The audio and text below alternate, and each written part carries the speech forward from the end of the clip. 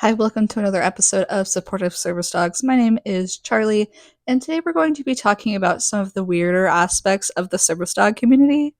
And we're going to touch on a variety of issues, including but not limited to Facebook groups that are created by handlers but aren't necessarily law, service dog beef, the lore of the service dog beef, etc. I'm just going to talk about things that basically I've noticed within the community that makes me raise my eyebrows a little bit. I think the community overall can be a really supportive place.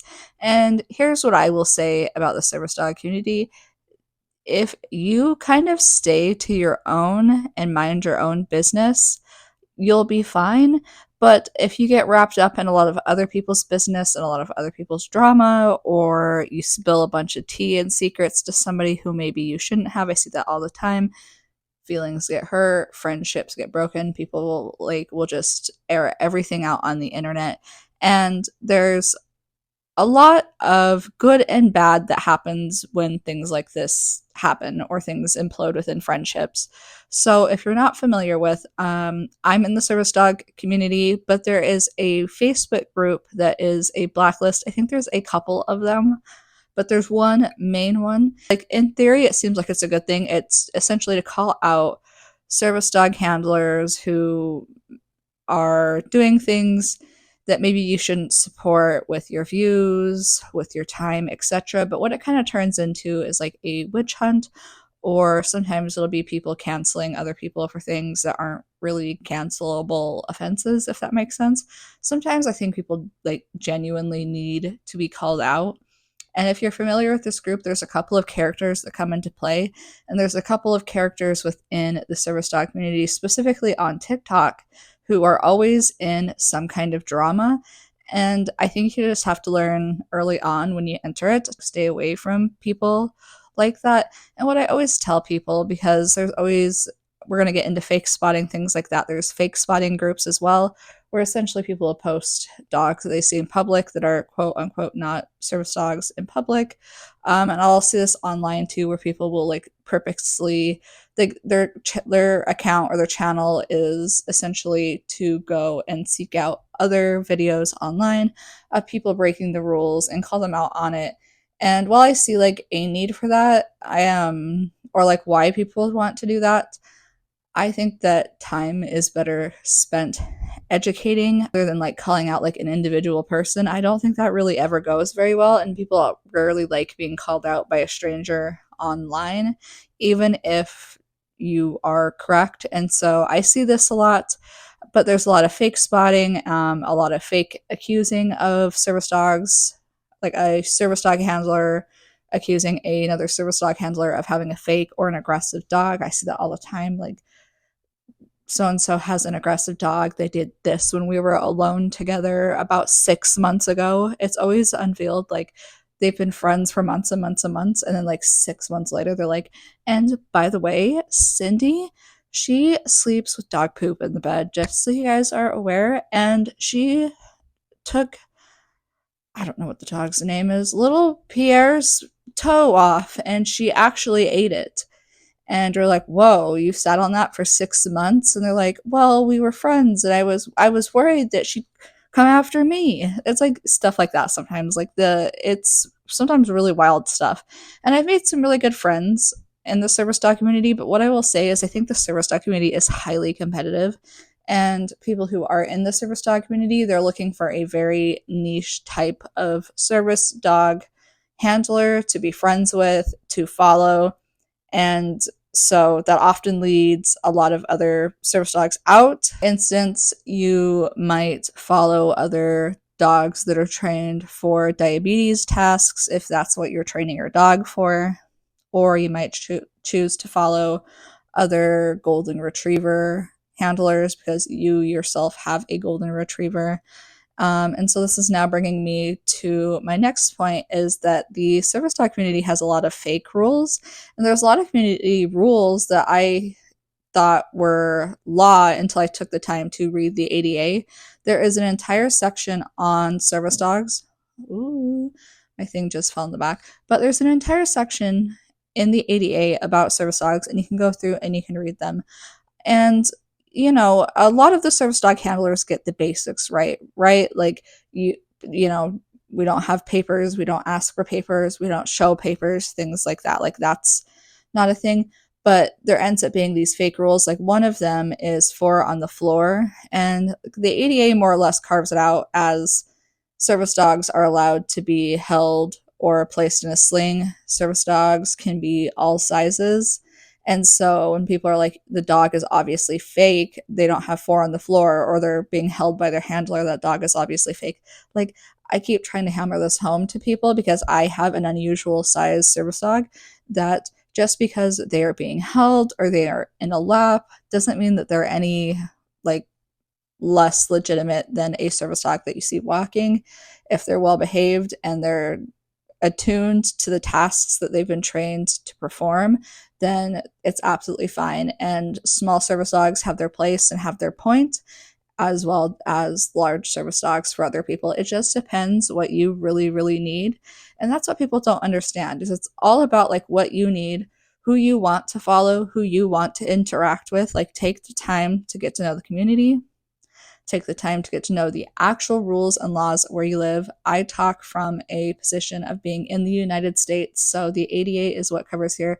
And there's a lot going on right now in our government in America, so we might be talking more about service dog laws in the future or breaking them down. I would love to do that for an episode.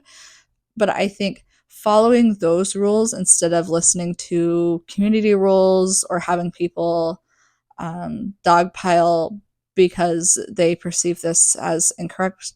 Um, or I think there's people who are even within the community who will seek out service dog handlers videos and find videos they don't like or don't think look appropriate, and will use that to also like fake claim. And I just think it's like a waste of time and resources when we could spend our time advocating and talking about service dogs and talking about the actual law and putting it less targeted. I don't think we need to like target people because I don't think it's like necessarily their fault that they don't understand it. But I think it's time that we continue to put ourselves out there as service dog handlers, and we try to do this in a variety of media. I want to see service dogs in books, video games, movies, all of it, because I think that's going to really change the public perception and understanding of service dogs, as well as the community understanding of service dogs, and will give the community something hopefully positive to look forward to if the media is correct, which it often is not. And I am not particularly hopeful right now that we're going to see super accessible and media. That's another thing. I am really grateful for places like TikTok or places like YouTube where you can follow other people who have service dogs, and I'm able to connect with people like this in a way. I sometimes have this thought that I feel bad for people who are elderly and disabled, which is obviously very common. I think most people who are elderly end up with some type of disability, but I think they often lack the community that us who have developed chronic illnesses and disabilities younger have been able to cultivate and develop. And I think that would be really isolating, and I think about that quite a lot. But to wrap things up, just some basic, like, I'm just going to throw things at you, facts about service dogs that you need to know. Service dogs can be any size, they can use any type of equipment, any color of badges or vests, or they may choose to work without vests. That is also within their legal right. You cannot ask for paperwork for service dogs in America, but what you can ask is that a service dog, and are they trained to perform a task? And you can ask what those tasks are. And if they are not being appropriate in your place of business, you are able to remove them, but you can't just remove them on the sake of them just being a service animal or them being a dog, or like refuse them service. Like we have like the issues with Uber and ride sharing, things like that. This one's going to be a short episode, guys. I am so sorry. I wanted to make it really brief And I just wanted to talk about some things I think are silly in the community. And I think that if we, instead of taking time to like point fingers and say, hey, like I have the most legitimate service dog around and I'm going to prove to you why, we took the time to educate. And I think that's in general like a chronic illness thing. You see a lot of like, and I don't mean this in a mean way, like, please don't take this the wrong way, but I see a lot in the community like, I have this. This is what happens to me. Um, uh, my experience is this, while rarely turning and saying like, this is my community. My community has issues with this. I'm speaking out on behalf of the community to help raise awareness. It's more like, this is what it's like to be me. And I think those kinds of videos do resonate, and I think those videos have their place.